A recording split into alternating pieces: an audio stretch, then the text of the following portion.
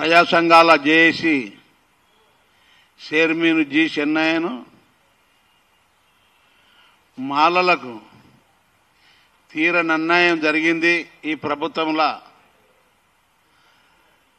2011లో జరిగిన కులగణన తీసుకొని ఇప్పుడు చేసిండంటే ఉత్తమ్ కుమార్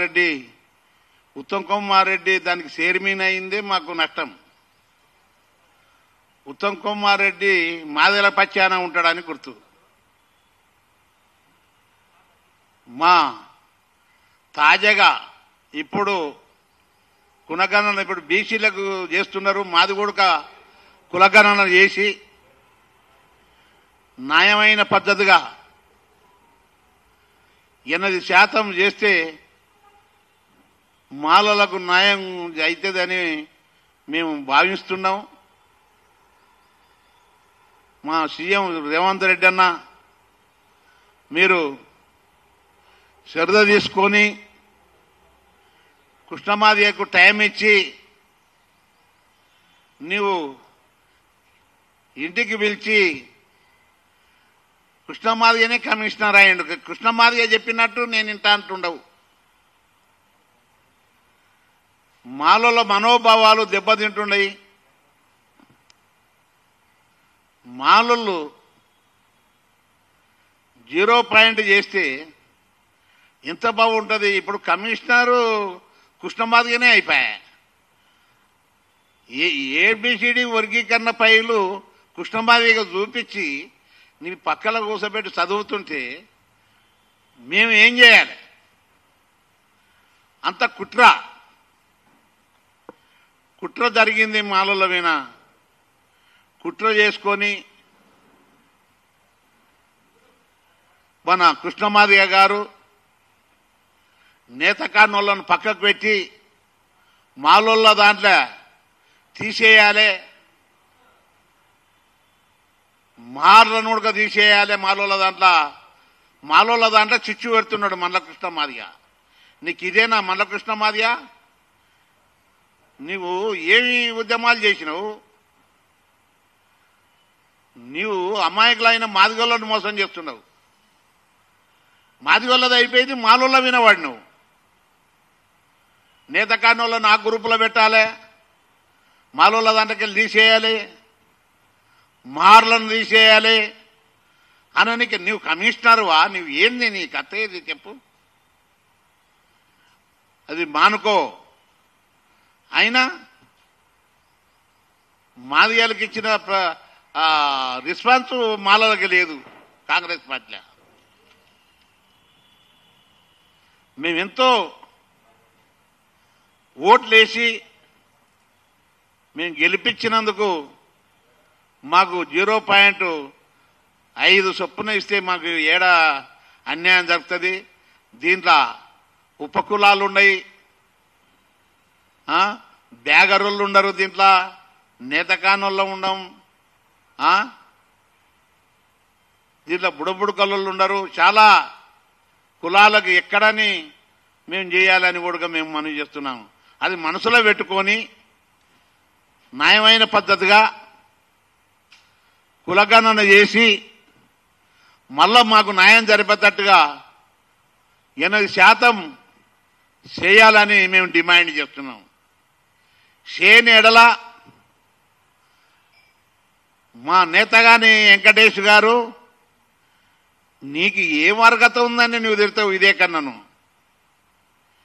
నీ అర్హత ఏంది వెంకటేష్? నీ బతికెంత, నీవెంత? ఖబర్దార్ వెంకటేష్ గారు నేత. కానీ నీవు ఒకసారి ఎంపీ అయినా పద్ధతే లేదు నీది. అరే ఎంతో జాతికి పని చేస్తోళ్ళను కూడా తిడతావా నువ్వు? నువ్వు ఎవరికి చేస్తున్నారా భయ్? నువ్వు నక్కమారి దిత్తులు అంటావా? నీకు అంతకన్నా నక్కమారి దిత్తులోడు జాతికి అన్యాయం చేసినోడు వెంకటేష్ గారు. మేము తలుచుకున్నామంటే బాగుండదు వెంకటేష్. నీవు ఏమని నీ మనసులో ఏముందనుకున్నది చెప్తున్నారు భయ్. నువ్వు ఏమనుకున్నావు? నువ్వు అంతకన్నా మనవోతువు, నువ్వు సోమరిపోతువు.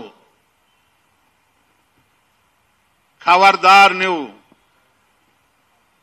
ఏ ఊరు సోమన్న మాలోళ్ళు మెడలు తిరగకుండా బలిచిండ్రా? నువ్వెంత బలిచినవురా భయ్? నీవు అడ్డంగా దున్నపొత్తులాగా బలిచినావు. ఏ ఊరు సోమన్న జాగ్రత్త. మాటలు మాట్లాడిందంటే దానికి చూసి మాట్లాడు. మాలోళ్ళు దుబక తిండ్రి, మాలోళ్ళు దోసుకుండ్రి, ఇవే మాటలు మీకు. ఎస్సీ వర్గీకరణ చేసినప్పుడు 20,800 జాబులు తినేసిర్రు మీరు. మీరు మీరు దొబ్బక తిన్నారు, మీరు జాబులు తిన్నారు, మమ్మల్ని అంటారా? ఇది మానుకోండి. ఇది మానుకుంటే బాగుంటుందని మేము కోరుకుంటున్నాం. ఎవడు చూసినా మాలలో కలసడా? మాలలో లేవా? మాల జనాభా కూడా 30 లక్షల మాలలో ఉన్నాం. బరాబరి ఉన్నాం, 30 లక్షల మాలలో ఉన్నాం. మాల ఎమ్మెల్యేలారా, మీరు మొత్తం మీ కుటుంబానికి జరిగితే అన్యాయం మాట్లాడరా?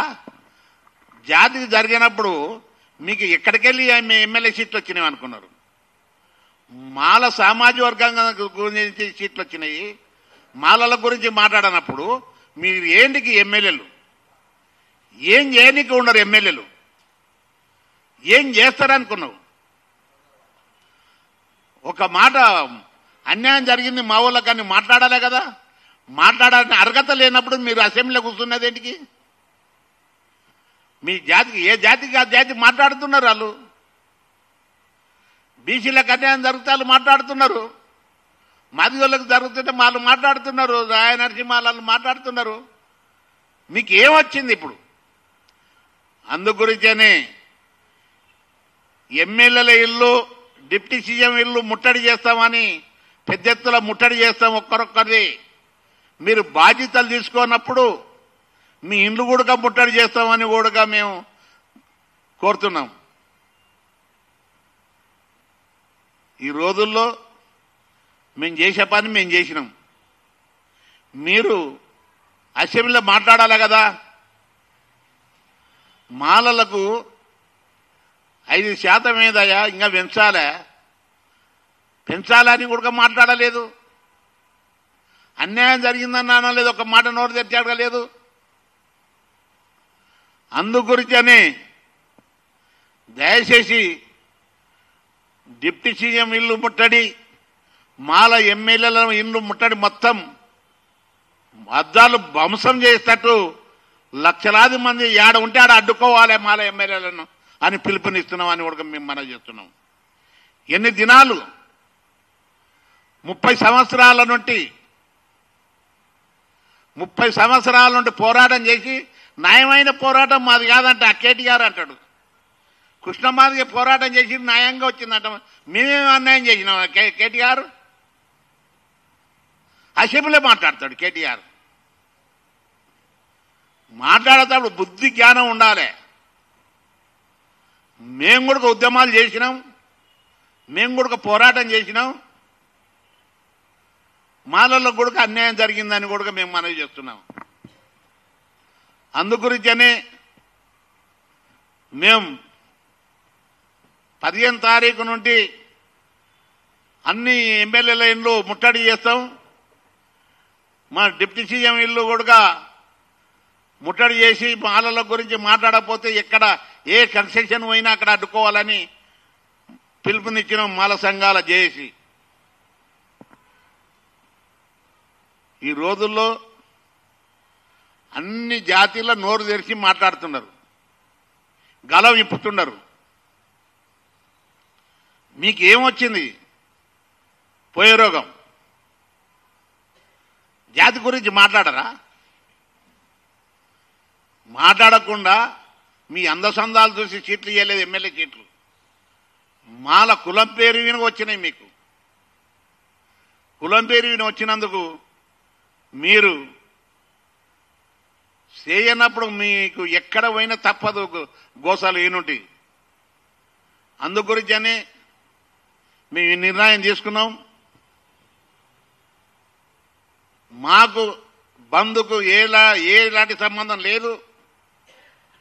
మేము అన్ని ఎమ్మెల్యేలను ముట్టడి చేయాలని మేము పిలుపునిస్తున్నాం. ఫస్ట్ డిప్యూటీ సీఎం ఇల్లు చేయాలని ముట్టడిస్తున్నాం. బుర్రుల వెంకటేష్ గారు మాట్లాడతారు.